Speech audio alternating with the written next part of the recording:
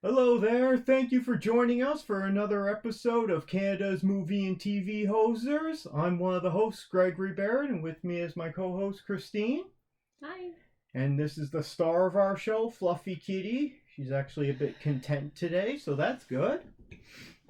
This is a show where we talk about all things in pop culture that we love, new and old movies, books, TV, streaming shows, trailers. Breaking down today's show, got one small piece of news we want to mention on our show. Not that we're announcing it; it's old now. We're gonna review a trailer for Argylle that just came out the other day. Gonna talk in non-spoilers for The Creator that's out this weekend. Christine's gonna be talking The Wheel of Time season 2. Also, Star Trek Lower Decks, Season 4. Yep. Lots of stuff there. New episodes. I'll be talking Futurama. Actually, no, you're going to join me for that, I think, for the finale of Season 11. Okay, yep. Okay, but we got more of that show coming next year. Okay. Futurama. We're going to talk briefly about the Continental from the world of John Wick. And we'll have time for the new episode, I think it's episode 7 for Star Wars Ahsoka. Going to be talking about, and we'll have time for more Chakotay's Odyssey featuring the adventures of Janeway, and then we'll probably have some comments at the end. None of our movie franchise segments right now for this week. It'll be coming for next episode. So getting into it, the big news, it actually happened last weekend. They announced it on Sunday, is that the AMPTP, the Alliance of Motion Picture and Television Producers, they came to an agreement with the Writers Guild of America, the WGA. Just the writers. Yeah, so that means that that strike is pretty much over, and they've just been going through stuff during the week. Like the leadership has to put into, the right wording for contracts, and then they got to vote on it. Then the union members have to vote on and ratify it. Good news. And then they're hoping that the SAG-AFTRA strike against the AMPTP will be over soon. But they actually got 2 strikes going on right now. They're also striking against video game manufacturers. Oh. Because apparently they're not treating people very well in that there. Other news, we lost Michael Gambon. Yes. Dumbledore. Dumbledore number 2. So both Dumbledores. Remember, number 2 is number 1. Well, he was in most of the movies because the previous Dumbledore passed away. So yeah, he took over. This guy came in number 3, I believe. I can't remember, but he's been in most of them. Anyway, he was in lots of other things before that. So that's sad. He had pneumonia. He was 82. Was he your favorite Dumbledore? I know you really like those Harry Potter movies. He was a different Dumbledore. He was much more assertive and younger. Then the first Dumbledore was more like a wise, kind, gentler type, it seemed. What was but his the name books again? are also Michael Gambon. But the books are also gentler as in the first couple of books. Things get, as Harry ages, things get way more dangerous and stuff. And the Dumbledore also got more he's more aggressive, I thought, and just a different, but things do progress in the books in that way as well. You do love those Harry Potter movies. I do like them. Anyway, so that's sad news. I think that's mostly all our news. He came in for today. I think I'm right on this. He came in number 3, Prisoner of Azkaban. Yeah, that's the one where Ron has that cool mullet. He's got his orange mullet. Well, that's probably the best Harry Potter for me. The first 2 are much lighter. With this one, the stakes start getting higher. Anyway, that's sad news of this week. But he's known for a lot of other things other than Harry Potter. Okay. Here, once again, next time you got to lead with the sad news, and then we could do the other news afterwards. Well, the other news is old news. Anyway, that's all. Are we getting on to our shows now? Going into our trailer review because we got a new trailer out from Matthew Vaughn. If you know who that's, a famous director. He's done a bunch of things. Like he did that X-Men First Class, one of the good X-Men movies. That was probably one of the better ones, even though none of them are all that great. A lot of them out. Okay, He did that. He did all those Kingsman movies, Kingsman 1 and 2, and then that Kingsman movie a couple of years back that wasn't very good. They're fast-paced. I mean, they're interesting looking. So now he's doing another comic book wacky thing here called Argylle. So we're watching this trailer, and it starts... First you're watching it, and you're like, oh, it's this kind of movie, and then it completely changes gear. No, it's a different kind of movie. So it's almost like 2 trailers in one. Yeah, it's a little bit like Sandra Bullock's movie that she had out. Yeah, that Lost City movie. But it has a different twist to it. Yeah. It's similar. So this is another spy movie for Henry Cavill. A writer movie. And it's a writer. Yeah. Well, yeah. But such a huge cast for this. First time I saw this trailer, I was listening. I'm trying to identify the voice, and I just couldn't place because he's got all this stuff on his face. It's Sam Rockwell talking to Bryce Dallas Howard. Mm-hmm. You know what? And her cat. Yeah, and her cat. What's the cat's name? I didn't catch it. I can't remember. But the cat looks like it's front and center. I don't know. If you know what the cat's name is, leave a comment down below there, please. We'll turn her around. Yeah, she's facing me. There we go. Yeah, there's a kitty in it. Anyway, it looks funny. And they have a cat backpack like you do. As soon as you get Sam Rockwell in this, because he's hilarious and everything, I'm in. Okay? It didn't look really funny, though. It looks like he's having a fun time. In the trailer, it didn't look really funny. That looked pretty funny and wacky to me. That whole trailer was wacky and ridiculous. Like a cartoon. Yeah, but it didn't look funny. I disagree. But I still like the look of it. I'm going to definitely go see it. John Cena is hilarious in a lot of his movies. You got Sam Rockwell, who's also hilarious. The trailer didn't make me laugh, though. That's what I'm saying. I thought it looked really fun. You got Bryce Dallas Howard in there as well. So I'm already on board. Fun. Throw in Henry Cavill, Man of Steel there. Okay? With Peacemaker and Bryce Dallas Howard from Jurassic World. So I'm in. Looks good to me. It looked fun. But it didn't look funny. That's what I guess I'm saying. But I want to see it. It looks good. It looks like something I'm interested in so far anyway. All right, so I'm all in for that. Hopefully this is another good movie from Matthew Vaughn. He's had some good stuff, but he's had some not so good stuff. I think I like the Kingsman movies better than you. Well, I like the first 2, but I'm not going back to watch them anytime soon. They were fun. So let us know what you think of this new trailer for Argylle, which also has a star-studded cast. There's other people I'm not mentioning. Yeah, let us know your thoughts down below, please. Feel free to give us a like. That would make Fluffy Kitty here really happy. Getting into our reviews. You want to start with your Wheel of Time review? Yes, I have a bad cold, so I'm going to start now before... Well, I still have a voice. Yeah, so this episode, I think it's episode 7. We're getting up there. Yeah, episode 7, and it was really good. There was a lot going on. Yeah, so spoilers, because we have to have something to talk about. Spoilers. So we have everybody's in this one, really. First of all, Nynaeve and the princess are in the town of Falm, and they find the Ogier, and the Ogier is working. They're trying to get their friend out of the prison. Okay, just let me interrupt you. This is episode 7. There's one more, and it's called Days Damar. I don't know.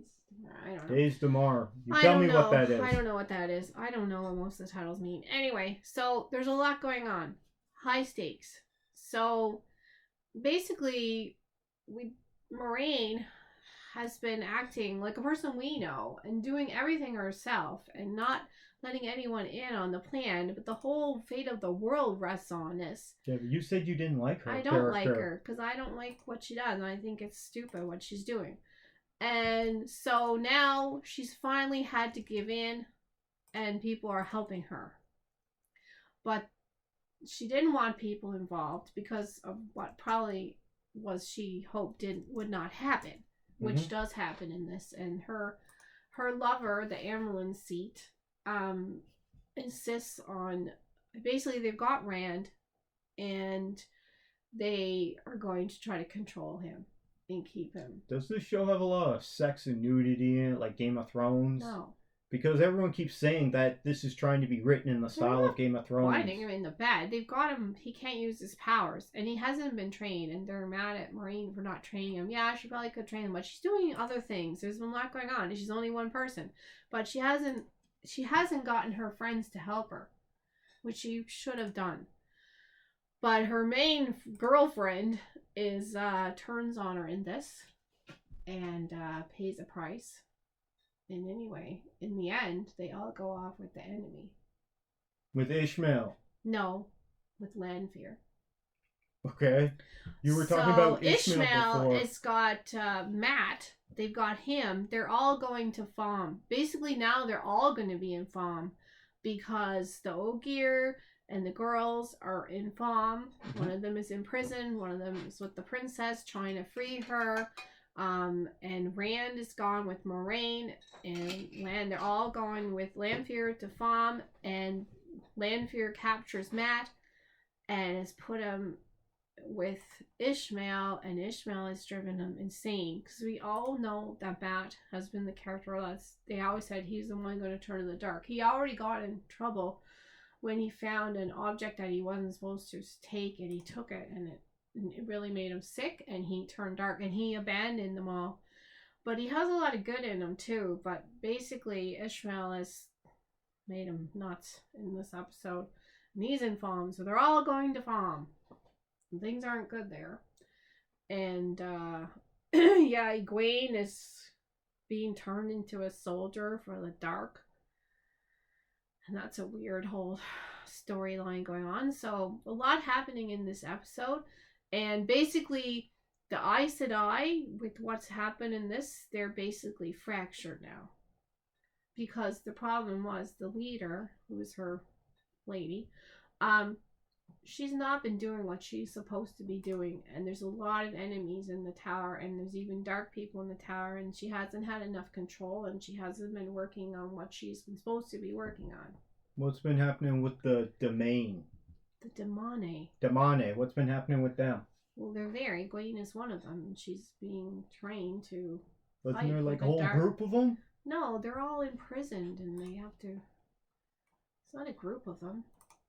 I thought it was like a whole cast of women. No, they're slaves. Yeah. Actually. Yeah, they're like they're a cast of slaves. Not in a group. They don't let them amass in a group. They're in prison most of the time until they take them out to blow up something or whatever.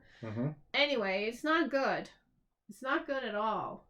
And basically, at this point in time, the dark side has got a lot more going for it than the other side.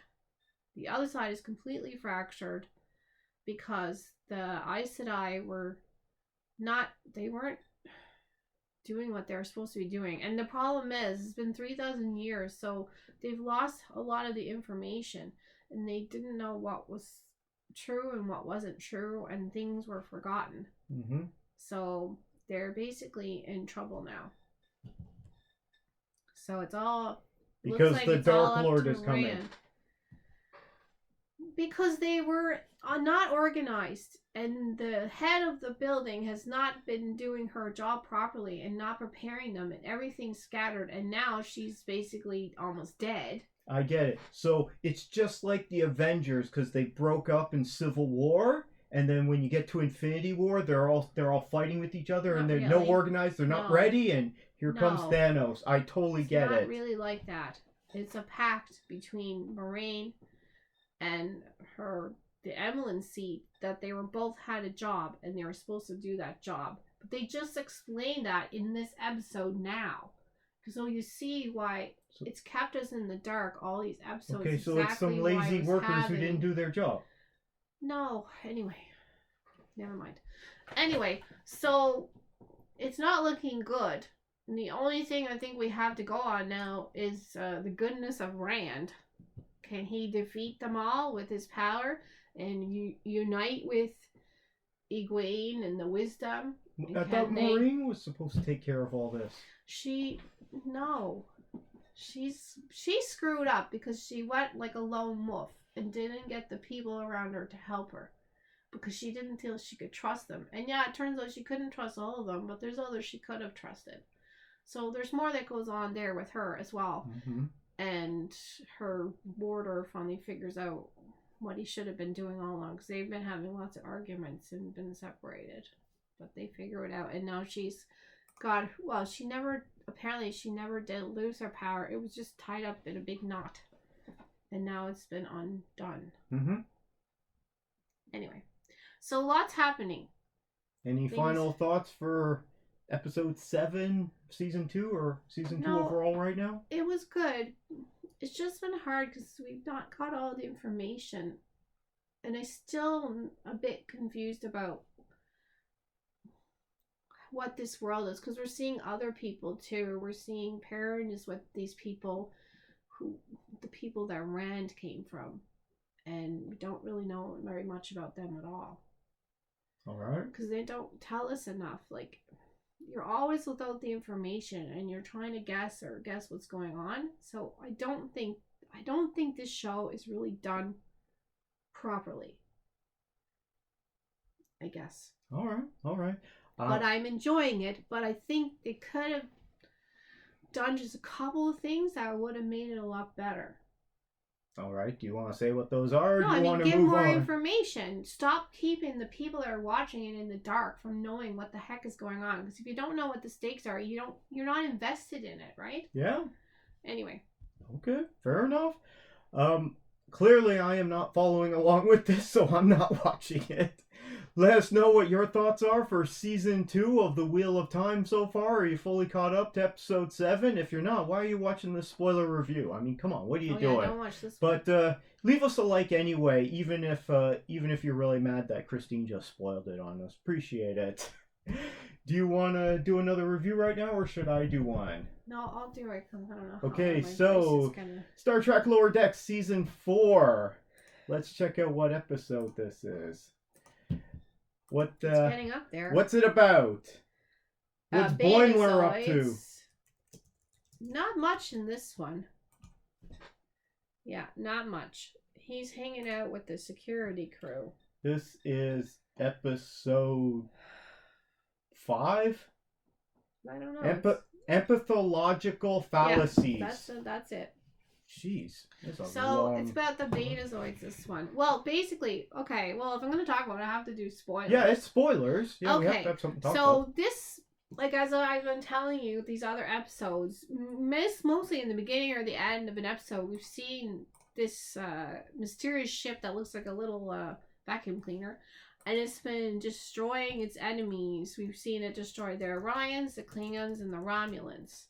And really destroy them, right? Yeah, but they had it coming, so it's cool. No, well, they have a power that we don't even understand, because they can just disable everything on the ship and blow it up.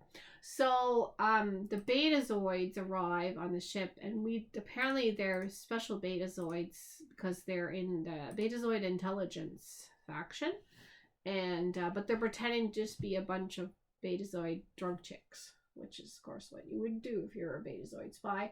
So, but they're actually trying to investigate what's going on with this. Okay, so it's all happening. It's all a facade, though, right? Well, not really. They're transporting them to another place, and at the time, there's no communications. All communications are shut off. So people are decided they're going to just party with the Betazoids. Meanwhile, security, because they're in this kind of like free time zone, security is all on their own in a place, and they're like doing their security games, and they've got Boimler in there training them up. They're playing card games and charades and stuff like that. So they don't know that there's a threat. And at first they think it's the Betazoids that are doing this, because everyone starts partying like crazy. But the security are not. They're just doing their own thing. And the captain and a couple people realize there's something really wrong here, because the staff are really partying it up. Yeah. So they realize that so they go to Dr. Tana, who wants to eat the Betazoids, because apparently her species used to hunt and eat them. She doesn't like them. Anyway, but she promised she won't eat them. She only eats synthetic Betazoids now. only ones from the replicator. Yeah, so it's funny.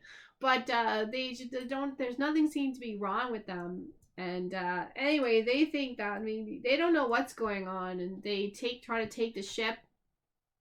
And but it turns out it's all Talin's fault. Because this whole time, The doctor? No, Talin is the Vulcan that got demoted and sent off to. Oh yeah, ship. the one who's kind of a prick. Because she was too irrational, and chaotic for the Vulcan. So they sent her, and she's been stuck on the Cerritos. So this whole time, she's trying to send a message to her, asking them to reinstate her because she really doesn't want to be there anymore. But of course, she can't send the message because communications are shut off. Mm-hmm. And so she goes and tries to find out when the communication is going to be open again, and she realizes we have a problem. But she's not affected by what's going on because she's a Vulcan, right? So everyone else is partying and going crazy, and the captain's trying to keep control. And anyway, it turns out it's not the Betazoids at all. It's her. It's the Vulcan. Uh-huh. She's making everyone party with her bad thoughts. Yeah. And apparently this happened to Spock's father, too. I don't remember that, but... You know how the is that his name? Sirach? Yeah. Is that his name? Looking it up. And you're the big Star Trek fan. You should know his name. Savak. Is that his name? Not his name. Yeah, Sirach is not his name. Oh. Anyway, so it turns out it's her, and then basically she gets a talking to and told no, she is, because she's thinking that she's not a good Vulcan. She's thinking that there's something wrong with her, and that she's not. Got it. Sarek. And who's Savak? Savak is his. I don't know who that is. Anyway, I knew you were wrong. It's not Sirach. Anyway, so it turns out it's her, and then everything kind of goes back to normal, and she decides that she does want it. Mariner talks to her about how good she is, and her captain made a bad decision to kick her out, and she's gonna stay. So, and then in the end, they give the captain some of the intelligence they've been gathering, the Betazoids that is, and they have a picture of the vacuum cleaner. This looks like a little dustbuster, so they know now what is out there. So it is moving the story forward, but it was more just fun. Okay. And security, of course, were all locked away, where the bridge was taken over by the Betazoids because they're all doing their mind games and their card games and stuff. Anyway, that was it, and the cat was going crazy. The cat doctor? Yeah. Because she wanted to eat them. Okay. Yeah, she wanted to eat the anyway, Betazoids. It was a cute episode. It wasn't one of my favorites, though. I didn't think it was as funny, but it's moving the story forward about Did you like it more more than the Voyager episode? Oh yeah, I like most things better. Is it better than Secret Invasion? Yes, it's better than Secret Invasion. Anyway, I still liked it, but it wasn't as funny as some of them. It was more of a serious one, and getting into this plot. You're there for the jokes. This is more of a story. Anyway. The Betazoids were funny, though. Okay. All they want to do is party. Okay. So overall, still enjoying this season? Oh, yeah. I still like the show a lot. Okay, excellent. It was fun. I haven't been watching it because just not keeping up with this one because I'm not a huge Star Trek fan, so I'm not going to comment. I did watch episode 1 there. It was all right. I really like it. I don't see why, if you are a Star Trek fan, why you wouldn't be watching it, because I just think it's great. I think the show just speaks to you more than it does to me. Well, for some reason I know a lot about Star Trek, and I'm not a huge Trekkie, more of a Star Wars guy, but I've watched a lot of it, and you're obsessed with when I was younger. No, that's having a fun time watching a bad show. Anyway. If anyone else out there is enjoying Star Trek Lower Decks Season 4, let us know down in the comments below. We'd love to hear from you. If you're not enjoying it, let us know as well. I don't know why I know so much about Star Trek, because I can't really remember all the episodes that I watched in the 90s and 80s, but at the end of the episode, there's the funniest part was about the Romulans. They're basically just waiting in the neutral zone, and they're just lurking there. Like they really makes fun of the Romulans. I'm more of a fan of the Star Trek movies than of the series. Oh, and see, I'm because I'm more into the mostly movies. the opposite. Because some of the movies I really didn't like. Mm-hmm. Some of them I did like, but others I didn't. I got a fun like that fact for much. you about Voyager. So I've been continuing to watch The Big Bang Theory, Oh, God. which, by the way, we haven't done one of our big banging reviews for a while. Because, I'm well, sick right now. Christine, Do you have to torture me with that? no. I'm not doing a review, okay? Okay. Christine doesn't want to hear it, and some other people didn't want to hear it. But if anyone wants us to bring back, I'd finish season 7, where Penny and Leonard got engaged at the end of season 7. Now, if anyone wants me to bring back those segments of me reviewing the rest of Big Bang Theory seasons, go ahead and leave a comment down below. But in I think it's in season 8, we find out what Sheldon thinks of Star Trek Voyager. That's why I brought it up. Oh, and does he not like it? I don't know. If we have to review it, then I'll let you guys know. I'll be in suspense over or that, maybe then. you know what I does don't- Sheldon think of Voyager. I really Let don't us know like- down below. Yeah, I don't like the Big Bang Theory because it's making fun of people like me, and I don't like that. Okay. Moving on. I saw The Creator yesterday. Yeah, I want to go see it. So this is spoiler-free review. I left a spoiler-free reaction on my channel. Go ahead and check that out.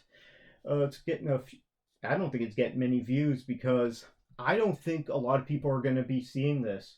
One, it hasn't had much promotion There's lots of commercials for it right now. I've seen on TV. now, but I mean, there hasn't been a late night talk show, so a lot of people aren't paying attention to commercials and, you know, because a lot of people are just streaming stuff Well, now, I've been right? wanting to see it for a while. So a lot of people don't know what's coming out.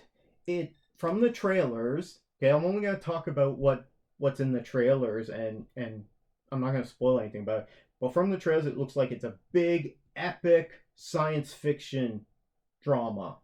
Okay, and it is, right? It looks like AI and Yeah. number So as 2. I'm watching it, I'm trying to think of all the movies that I think influence this, or that this movie is homaging or referencing, and I came up with a huge list. It was like AI, That's what okay, came to my mind. or of course. iRobot. Yeah, By the iRobot. way, if you haven't seen either of those movies by this time, don't bother watching them. They ain't that great. I would not say that at all. I'd say Yeah. you have to watch them. If you've seen them by now and you love them, I don't want to take that away from you, but they're not I- movies that like people now are going to go back and watch those movies. I don't would- think so. I don't But agree. AI and iRobot, you got Chappie, which also a lot of people didn't like. I enjoyed Chappie myself. You even got Avatar as an influence there. You definitely got Blade Runner because it's a dystopian future. So you got Blade Runner plus Blade Runner 2049, the sequel. There's just so many things that influence this. Okay. And I'm just like, wow, this is crazy. I mean, Star Wars as well. Well, I want to see it. A little so bit. I don't see anything So, else about I it. don't think this is going to be a big audience success because its ticket sales are not doing well. Doesn't mean Critic it's not a good movie. scores have been good, and I think it's going to continue to be good. I'm going to look it up here on Rotten Tomatoes and see what people are think saying I'm about going it. to like it, and I hope I'm going to like it. You don't seem to Okay. like robot It movies. currently has a 67% critic rating on Rotten It's not Tomatoes. very good. Yeah, no, that's not great. The initial reviews were great, but now that more critics are seeing it, you're getting more reviews than just like the top professional critics that are getting paid to do it. The ones in LA that are being paid to do Okay. to see everything. So it's coming down, and here's why this is coming down. And this is not spoiling anything, but it's alluded to in the trailer, and I don't think a lot of people picked up on this. This is a war movie.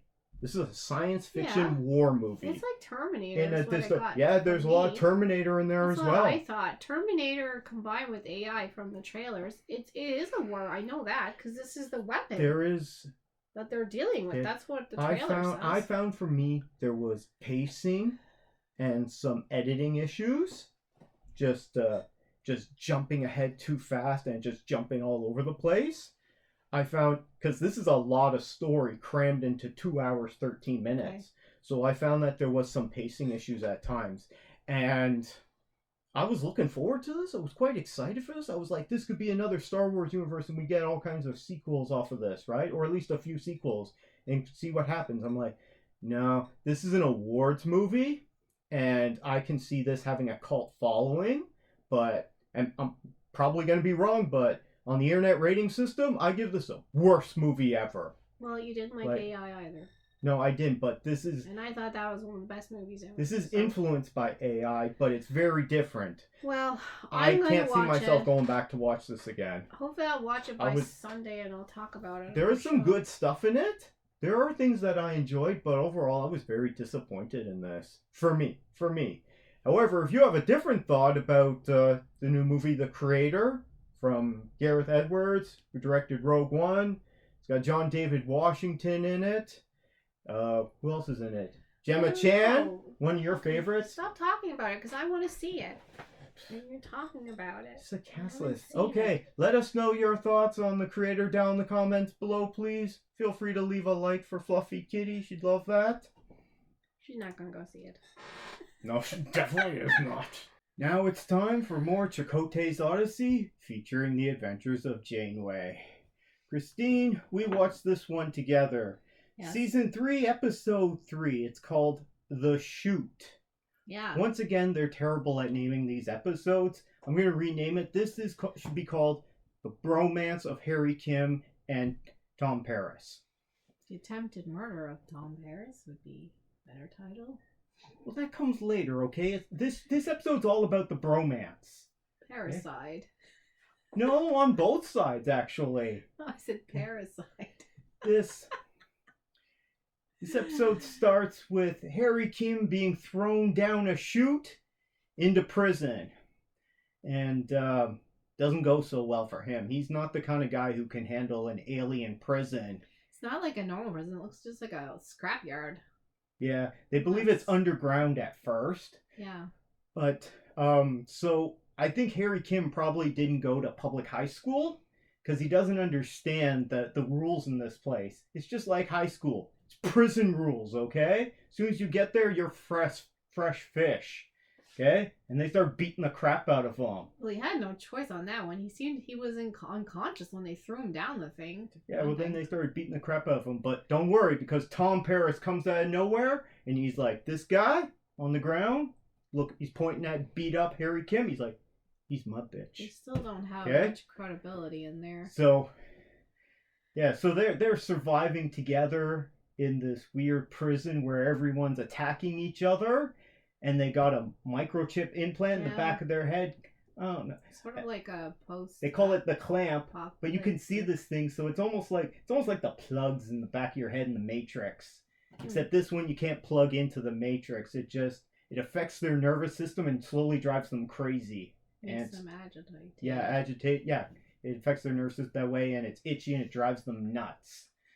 And there's one guy we find out who's been there for 6 years, and he's completely crazy. Well, he's like the Buddha of the gang. So they've been convicted of a crime on this alien world, Acrotarian homeworld. We don't know why they were on this planet and left there by Voyager for so long. How'd they get there? What were they doing? Lollygagging again. You know what? Getting back home. You know what? They were probably in the bar trying to pick up alien women, and they got into trouble. And then they got framed for this explosion. If they didn't go to these other places, the show would be really boring.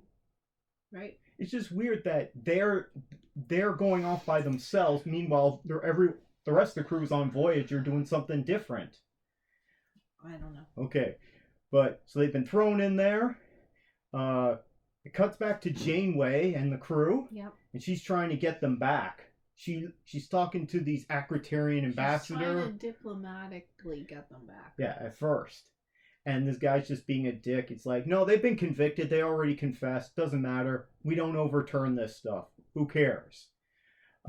She doesn't like that. So she wants to get him out. I found the story with Janeway and the rest of the crew was more interesting than the Harry Kim and Tom Paris bromance there. What'd you think? I don't know. Well, they, again, do things against Starfleet rules. They go around to a bunch of ships from a place they don't know anything about and demand to board them. For one thing. These aliens first demand to board them, and they're like, no, we ain't having that. They just pick on random ships and are saying they're going to board them. They shouldn't be doing that. And then, so they find the culprits. Well, they're going after these smugglers because they're doing their own investigation. They go after these smugglers who are also terrorists. They shouldn't be doing that. Anyway, and then they catch the bad guys, but these other fellows don't seem to care. Yeah, so they catch the real bad guys, and then they're like, okay, we'll give you the real people. We did your job for you. So we made these aliens look like idiots. And that guy, he's like, no. It's all right, Don. Don't worry. Get out of here. And then they attack them, and Voyager's just like, we don't need this, so they leave. Not that I don't think they were really a threat to them, but they catch these two dumb smugglers who confess to them, of course. And because they still can't get them back, and Janeway's getting sick of talking to this ambassador who's being a real dick, and they're both just like not giving an inch. It's like, this is what I'm going to do. No, this is what I'm going to do. Eventually, they get these two smugglers, terrorists, for part of their revolutionary group, right? To get them, tell them where the space station is. Because Harry and Tom figure out that they're actually on a prison space station. Yeah, well, that's where they would put them. Because they climb up the chute, they deactivate the shield, climb up the chute, and figure out that they're on a space station, and they just come, throw in a little bit of food, not enough food. And essentially, they want the prisoners to kill each other, this alien species, and that's why no one ever escapes, because they just kill each other. And also they're in space. Hits it and they fly out in space. I don't know. Well, the episode was over in like 2 minutes. It's like they forgot that they thought they had an entire hour, and then they realized they only had 40 minutes for this episode. Yeah, they spent too much time with Tom and Harry in the prison there. They're in bad straits. So they go to negotiate with them. These aliens are being dicks. They won't negotiate. They won't even do a prisoner exchange because Voyager and the crew made them look bad. So they're just like, okay, Voyager's like, okay, we'll just take some of your ships, so they got the smugglers. Then they go to the prison, they break them out. Terrorists. And then they just let the terrorists go and be like, yeah, we're on our way. Screw you guys. It just is over in like probably if you timed it 1 minute and 30 seconds, all of a sudden Janeway and them bust down in the chute with guns. And I mean, a lot of the other people in there might already might have been not really criminals either, like Harry and Tom, but they just left them all there again. They really, all these episodes have very unresolved endings. I swear, the people thought they had a whole hour, and then all of a sudden they were told, no, you have 40 minutes at the last minute, and they had to like cut 15 minutes out of this episode. Well, they only sent 2 people in to get them. No, and they sent a whole bunch in the end. They had all. But the first person down with a rifle was Janeway. Why would you send the captain? Oh, maybe they want rid of her. They already abandoned her on the planet for a while. No, that was because she ordered them to, and they weren't happy about that. But it's just silly. And then they left all the other people there to be tortured. Again, they keep on leaving. Well, they are prisoners. They're basically... They're just out for themselves. Morally, they're not very good. In this whole Delta Quadrant, they just leave behind, like, broken hearts and crushed dreams. But this Delta Quadrant is also kind of the Wild West. Well, everywhere they go, everyone's already trying to kill them or... Well, because of maybe some of their things that they've done already. They're what they do is, I don't think it's very Starfleety.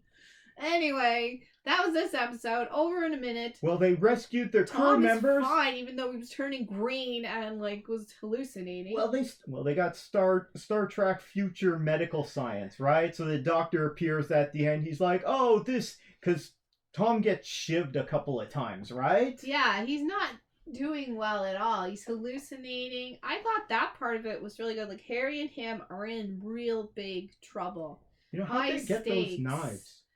Because they're surrounded by metal. It's like a junkyard. Yeah, I think they probably just carved it out of some pieces of metal that they have down there. The whole thing is like a scrapyard, it looks like. But anyway, yeah, Paris gets shivved a couple of times. Really bad shape.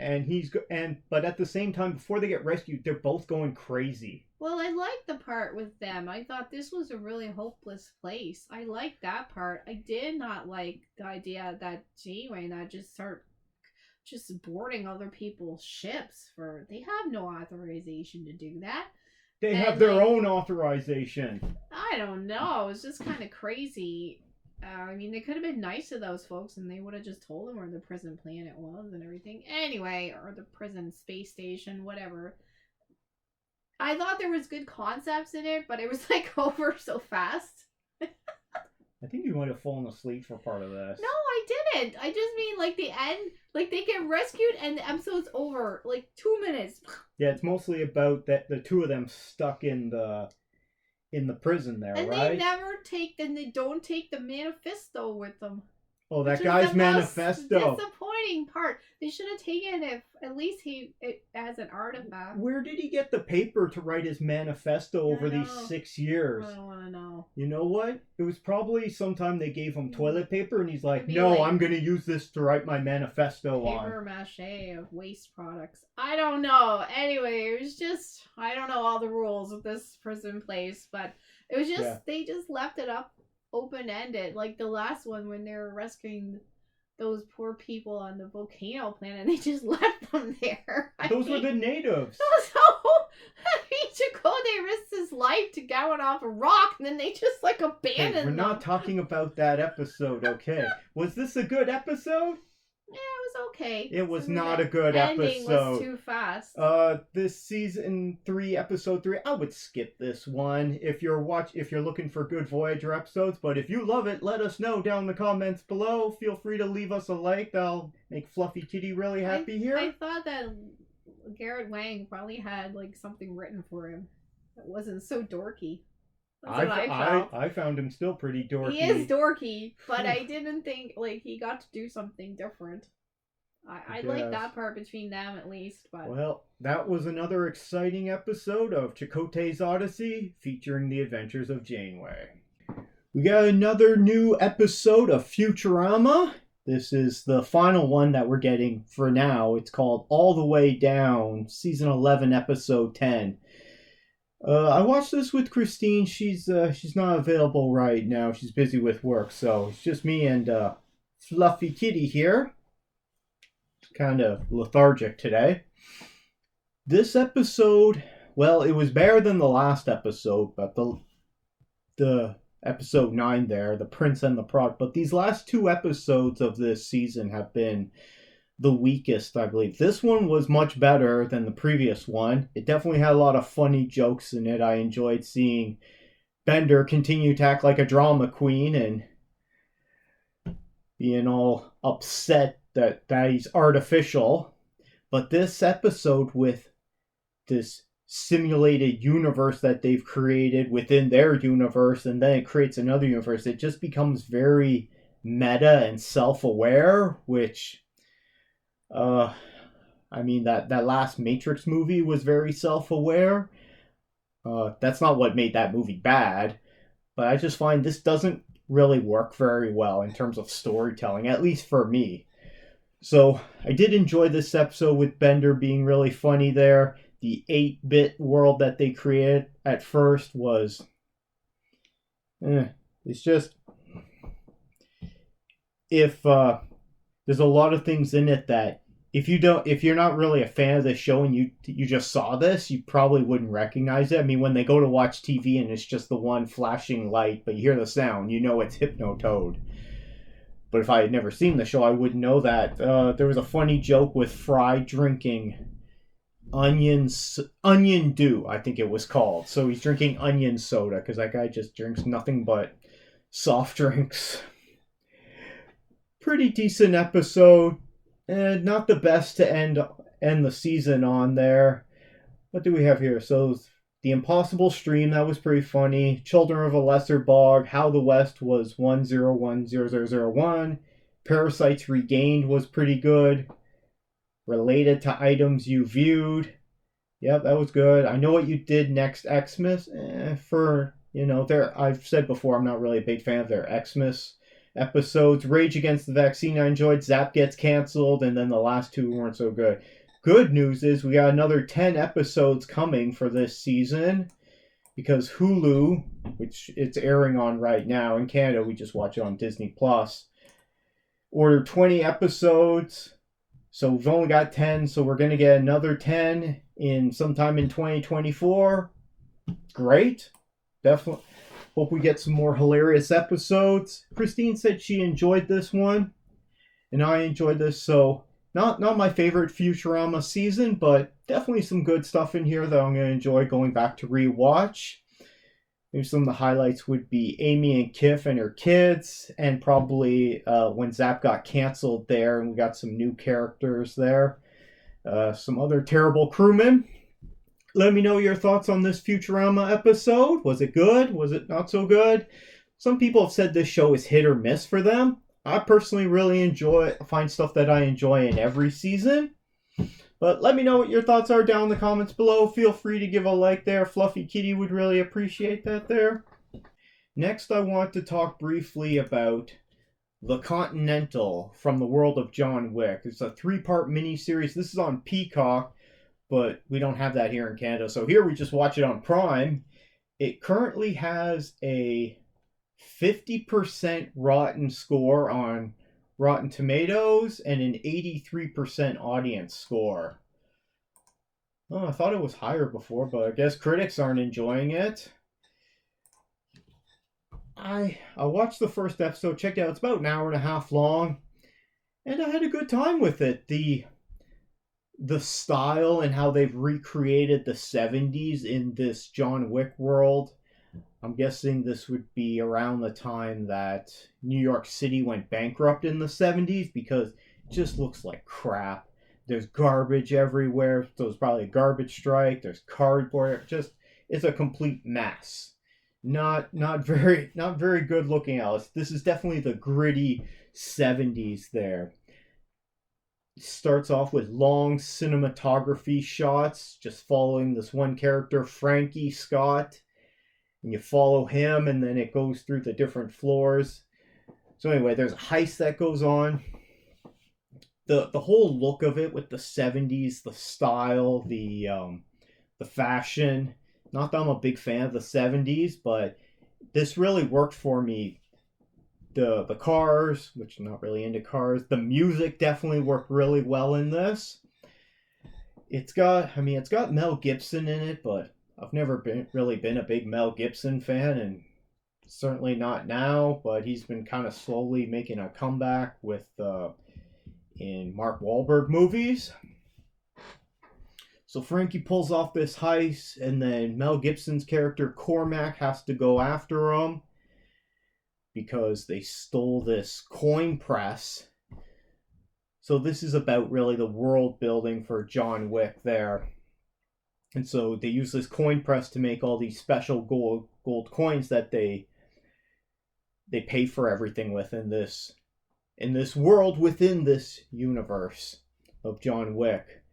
And we see when the cop, she's a detective, she goes, what is her name there? Can't remember. Is it Lou? No, Lou is one of Lou and Miles are the siblings running the dojo. We'll call it Charlie.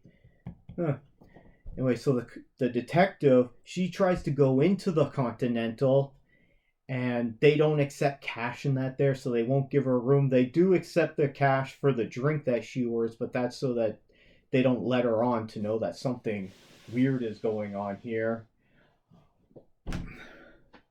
And her partner, the other detective there, warned her about going in there. So interesting to see what happens, that there are people outside of this John Wick world, because when we're watching these John Wick movies, it's like everyone's in on this. Everyone's an assassin. But I guess there are normal people in this world as well, and then they're just, their own little subculture. But it definitely piqued my interest there. A lot of Matrix references in this. I mean, with the Hansel and Gretel characters and their leather outfits and going into the elevator, and then Winston at the end.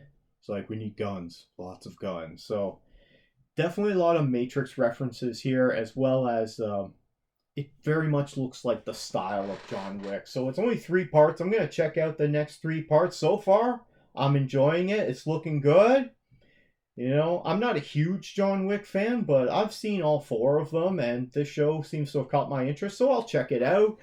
Let me know what you think of the new Continental show on Peacock, or if you're in Canada, Outside the US, it's on Prime. Let me know your thoughts down in the comments below. Feel free to leave a like here for Fluffy Kitty.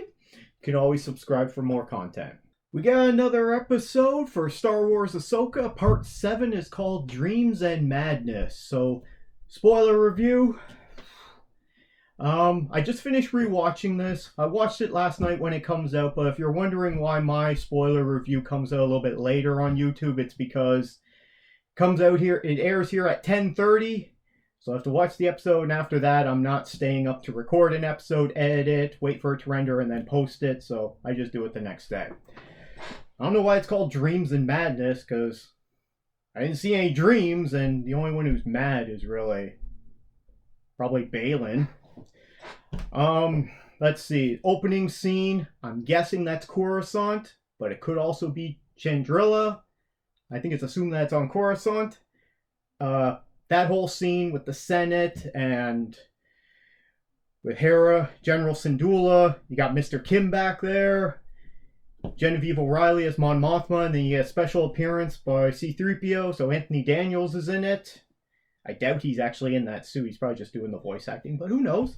That whole scene, didn't care for it at all. Then it cuts to stuff with Ahsoka training, and she's listening to the recording from Anakin that he made for her during the Clone Wars. It's another reason for her appearance by Anakin to get Hayden Christensen in. Didn't bother me. Then there's Hu Yang and her talking there. There's some good back and forth there, and she's giving him a hard time, which doesn't bother me at all. There's the minefield, because the Purrgil, the Star Whales, they come out and there's a minefield, which makes sense because Thrawn would do that because he would anticipate, them coming. However, where'd he get all the mines? Did they have all those on the Chimera, his ship there? Oh well, don't get too much into the details there. Guy playing Ezra Bridger, I'm not sure what his name is. Haven't really seen too much of him, but it's all right. Well, who is it there? It's I'm not seeing it. It's not coming up on the cast list here. Interesting enough, though, Baylan Skoll, played by Ray Stevenson, he's actually 2 Star Wars characters because he was Gar Saxon in Rebels, and now he's this Baylan Skoll. So he tells his apprentice Shin to go take them out with the troops that they have there, and he's just gonna sit there. Once again, he's just standing around for no reason. He's surprised that Ahsoka shows up, but he was still sitting there anyway, waiting for something. Not the best writing there. The little creatures that Ezra Bridger is with, and now Sabine is with them as well. They kind of remind me of the Harfoots from that Rings of Power, although these characters are not as boring as the Harfoots. We get more lightsaber action, but all the lightsaber action is just okay at best. I mean, it's nothing compared to what we got in the prequels, and it's not even as good as what we got in Rebels. Rebels has some great lightsaber action in it, and it's animation, but in order to do that in live action, it takes time, choreography, practice, but time equals money, and they're just not putting that into this. So, and all these Disney most of the Disney lightsaber action fighting that we've gotten has not been very good. Some of it's been pretty good, though. Rogue One had a good scene with Vader. What else was there? Last Jedi had a good scene I mentioned before on another one. So, I don't know why this is called Dreams and Madness. Maybe it's because Baylan Skoll is going mad. There's nothing that overly stands out about this episode for me, so it's fine. It's fine. It's nothing terrible.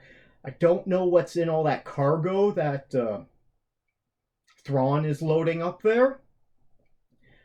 Although, maybe it's, you know what it could be? It could be Benedict Cumberbatch and as Khan Union Singh and all his disciples who are just better than everyone from from that terrible Star Trek movie Into Darkness. So maybe that's what it is, you know. And they got that that blood that if you inject in people, it just cures death. Whew. Don't get me started on that movie. Shin. Not really much I can say about Shin, but what was when they're all fighting there, when Ezra and Sabine are fighting, and then later on Ahsoka shows up, it keeps cutting back to one of these alien creatures looking out from their little transport / home pod, and their steed that Sabine was riding, the cowardly steed, it's like a giant wolf / crocodile mouth snout / horse. Anyway, the steed is a coward, so it's hiding in the pod instead of actually coming out to help, because it's a coward. That was alright. Who plays Ezra Bridger? Iman Asfandi as Ezra Bridger.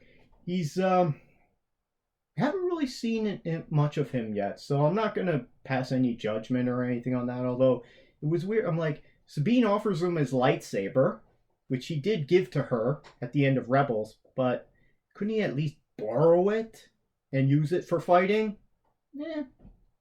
Oh well, he's just using his force push powers. He's just pushing everyone and, you know, using his Jedi martial arts. There's only one more episode of this left. I don't think it's going to wrap up everything. Maybe they're planning on a season 2. I haven't read anything on that yet. If you know, let me know down in the comments below, or maybe it's going to lead into another series. I know it's supposed to be leading up to this movie that Dave Filoni's supposed to direct, and they announced at the last Star Wars celebration, but as with all the announcements from Lucasfilm about Star Wars movies, who knows if we're actually going to get it because they all get canceled. We'll see. So those are my thoughts on this episode. Feel free to, you know, leave a like if you enjoyed this. For Fluffy Kitty, she always appreciates that. Leave a comment down below with your thoughts on this episode. I just finished recently rewatching Rebels. I watched all 4 seasons of Rebels. And man, this show's amazing. If you don't, whether you like this Ahsoka show or not, okay, if you haven't seen Rebels, I recommend checking it out because it's so good. I'd be hard pressed to find an episode that I don't enjoy out of all 4 seasons of Rebels. It's just such amazing storytelling. Okay, I mean, a lot of people don't want to watch it because it's animation, but man, the storytelling is so good. And in that show, I noticed we get a lot of big names doing guest appearances for voice acting. We get James, right in the first scene, the first episode, we get James Earl Jones back as doing the voice for Darth Vader. Darth Vader's not in it very much, but when he is, it's James Earl Jones. We get Anthony Daniels as C-3PO in it. We also get, who else do we get? We get Genevieve O'Reilly as Mon Mothma. We even get Forrest Whitaker as Saw Gerrera in a few episodes. Who else do we get?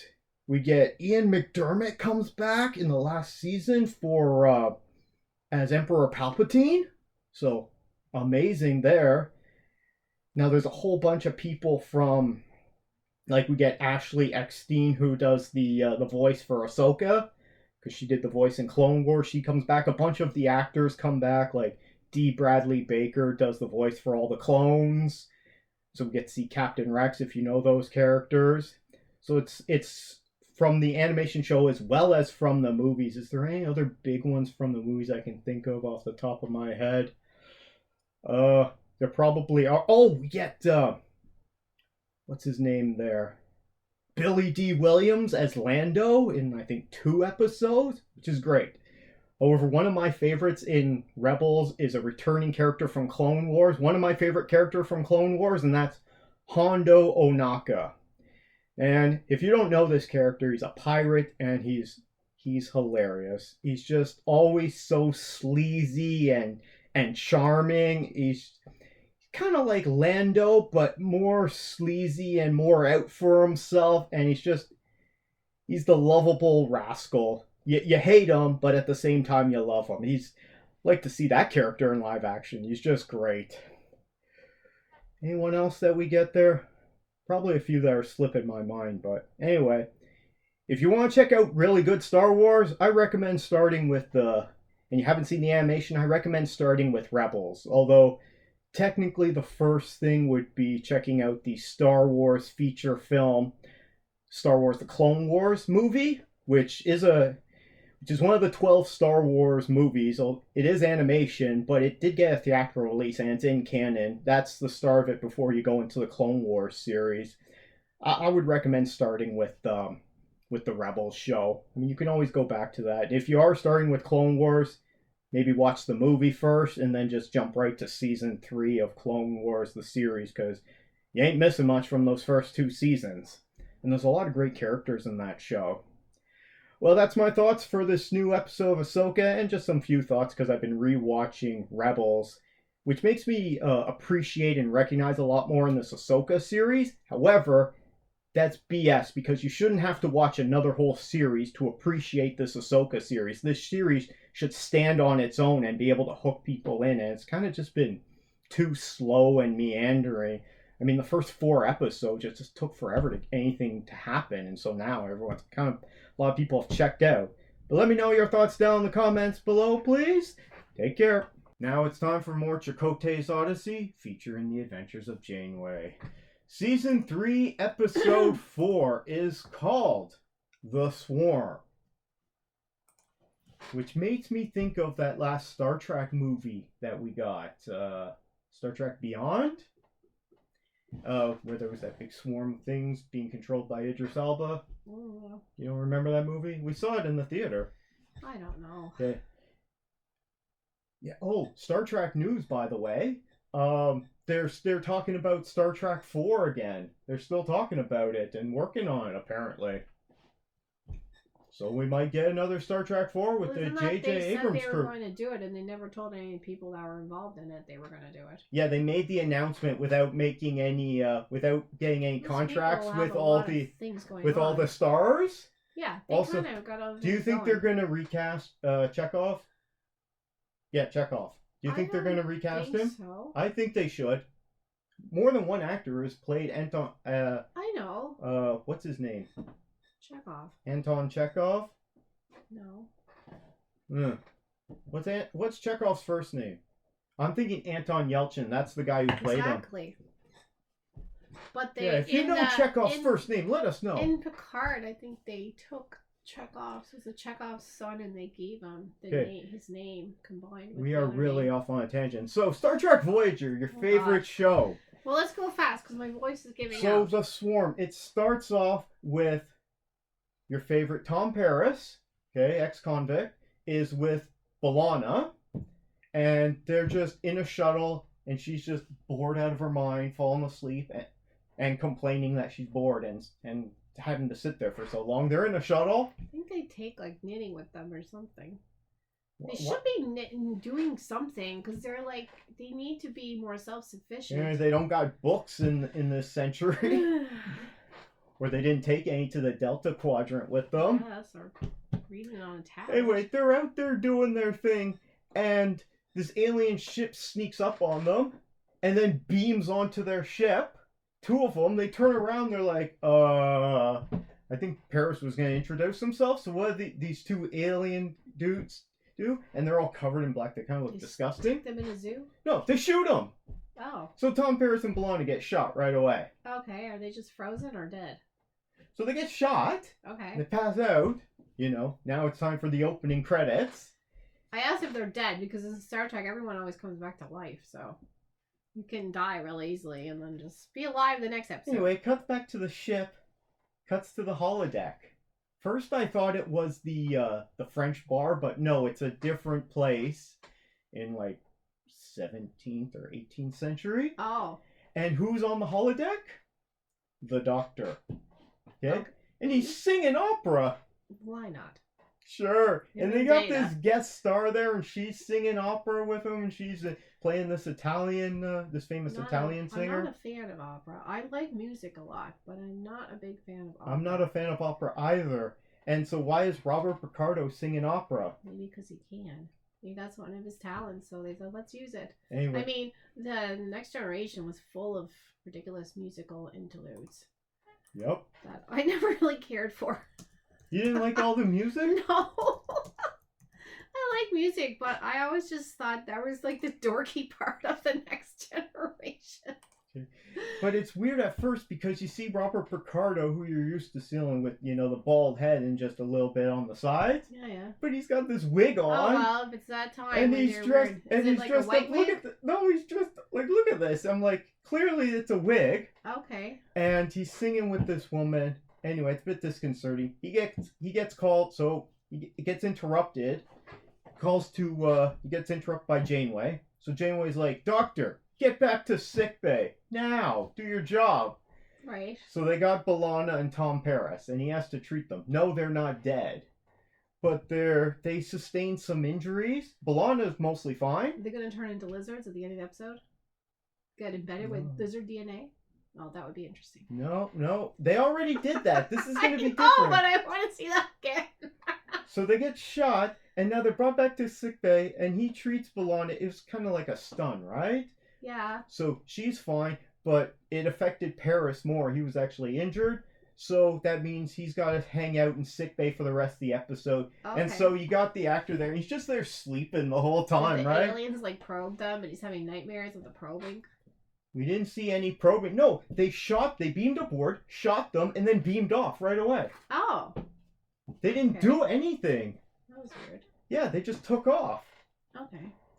So Tom, the actor who plays Tom Paris, just has to sleep in the sickbay for the rest of this Maybe that's episode. how they say Great. hello to other species. Imagine getting paid to do that. Okay, act like you're sleeping. I'll do you one better. I'll actually go to sleep while I'm here. I'm gonna check for that. So Janeway wants to know, like, why were my people attacked? Okay? When they were just, like, checking out stuff for us. Yeah. So she goes to find the space. Oh, no. First, she's got to talk to the expert. Neelix. Oh, he's such an expert. Because he knows everything in the Delta Quadrant. Point, they should be really far away from where Neelix comes from. We haven't even gotten really into the main story here be, yet. Like, far away by now if they're on task. So there's two storylines going on this episode. There's the Doctor's storyline, and then there's a storyline about the swarm and these aliens. Should like have hammocks in those shuttles, so when one person is driving, the other person can sleep. That would make a lot of sense. Yeah. So Neelix, as usual, is useless. Okay? Yes. He's no help to her. So they find that there's this section of space controlled by these aliens, but no one knows anything about them. Except they get shot every time except any ship that goes in there is never heard from again. Right. Okay? And there's never been any survivors, nothing. They don't even know what these aliens call themselves. Okay, all right? And no one's tried any diplomacy? So, Janeway, you'd think, my crew members are going to be fine. Okay? Let's just avoid their space, right? That makes sense. Can't do that. That will add another 15 months to their journey. Well, let's just die then, tonight. Let's all get shot. But they got to get through their space, right? Oh, it's like going into those nebulas. So they get stellar tarkography to map it out so they can pick, like, the narrowest section for them to go through. So instead of being 70, they're going to be 90 when they get there. They're going to be 91 when they get there. Yeah. Essentially, or 101, depending on how. Okay. So 111 for Janeway. So they're like, no. These aliens aren't going to push us around. We're going to go through their space. We're going to do some sciencing to trip whatever sensors they have at the border. Okay? Because they have all these fancy, like... And that's the prime directive. And then they're going to just... That's against it. Yeah. And get this. At the beginning, when they're having this meeting about what they're going to do, Tuvok's like, this is against Starfleet regulations to encroach on alien space. Janeway's like, screw this! I'm going through it anyway! This is the problem. The rules are never obeyed. They're willy-nilly constantly. And Chakotay, who once again is barely in this episode, we haven't seen much of him since the Love Affair episode. Oh. He's just always kind of in the background. Has a couple lines and that's it. He's got a pretty easy job. Anyway... So Chakotay is all for it, right? He's like, Captain, we're gonna take care of these alien bastards. We're going through whether they like it or not. I guess he's supposed to be the voice of reason as well. I don't know. Guess he's the Maquis rebel. And they're so inconsistent. So while they're deciding to do this, the doctor can't seem to fix up Tom Paris. Oh. No, he's shaking and he can't remember things. So he's becoming like an old man. Okay. He can't remember. He can't figure out how to do anything, right? Okay. So there's a problem with his program. So what do? They get B'Elanna on the task. Okay. Oh. So she has to spend all this time with the doctor, he's his normal, amazing personality. Right. But now he's even more annoying because he wants to know what's going on with him. Right. And why this is happening to his program. Because the EMH program isn't supposed to run for this long. Oh. Okay? She had to put like special things in it so it could keep running. It's only supposed to run for like 15 hours, they said, at most. So essentially, so they have to take the doctor to the holodeck with B'Elanna. Make him sing. He does sing more in the episode, but no, that's not it. They have to go to the EMH diagnostic program that they have in the holodeck. Okay. So this holodeck program actually doesn't go rogue. It actually works how it's supposed to. Oh. It's the only holodeck program where that doesn't happen, apparently. Yeah, they're pretty dangerous. So, and who's the diagnostic tech? Another Robert Picardo. Oh. So you got two of them. So she has to deal with two of them. And this guy's even... say it's Mr. Barkley. Okay, and so this guy, the diagnostic doctor, who's the Dr. Zimmerman, he's called. Okay. He's even more of a dick. Oh. He programmed in the personality.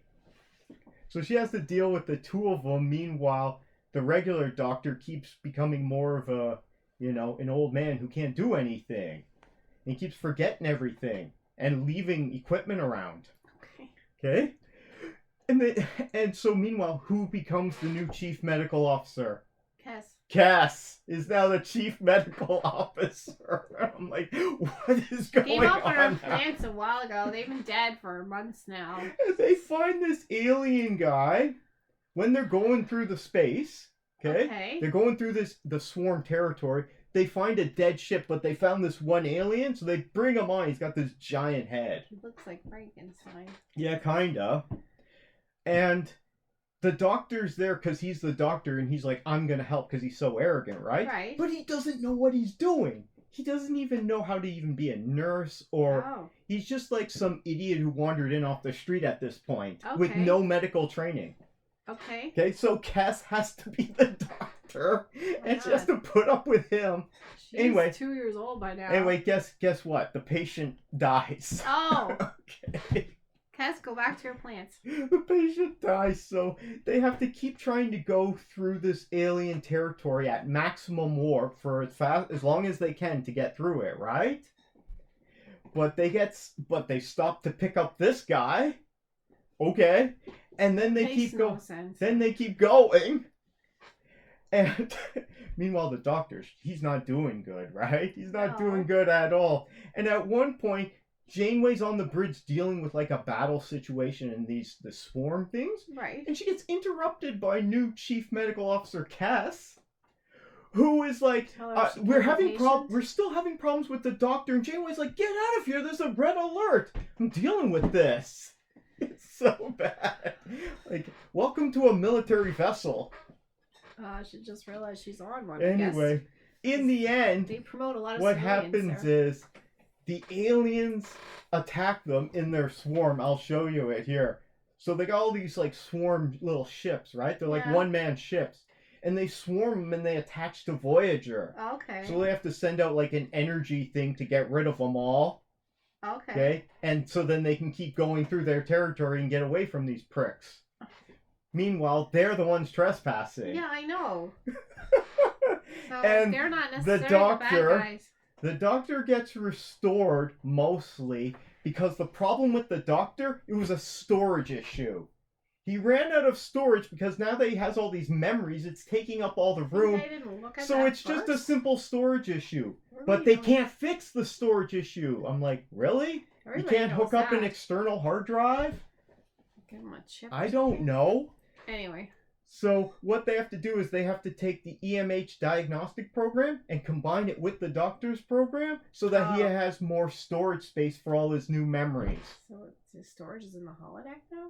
I don't know. Okay, that's just weird. That seemed like a weird thing to make. That's a dumb thing. But it allowed this because this was mostly the Doctor's episode, but it was half his and the other half it was Kess's episode. I mean, if something computer-like is not working, that's the first thing you look at.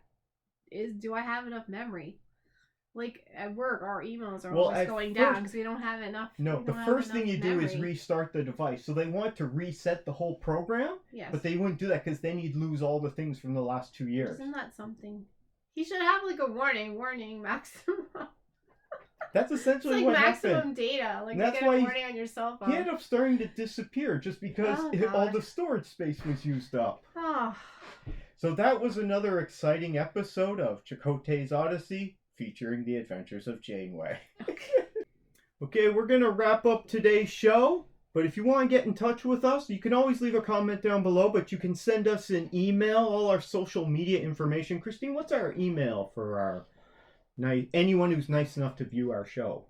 I think it's CanadaMovieTVHosers@gmail.com. Yeah, there you go. If you need to get in touch with us, that's a good way. But all of our Twitter and Instagram social media is down below as well.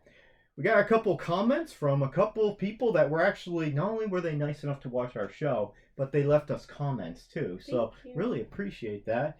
And it's all on your Wheel of Time stuff. Okay. Love that the Wheel of Time fans are actually watching our channel. Thank you, guys. Thanks. Trick your friends who also trick your family and friends who also love Wheel of Time to watch our show because YouTube ain't promoting us at all. We got no viewers. Oh, well, I'm enjoying the Wheel of Time. I'm just a bit frustrated with it. Terry Arsenault 219 left a message for you saying they released Ishmael, but the seals were failing anyway, so it was inevitable. Oh, you didn't know that. We see Lanfear getting released, and because Moraine is like gathering up rocks because they release this crystal that breaks when they get out.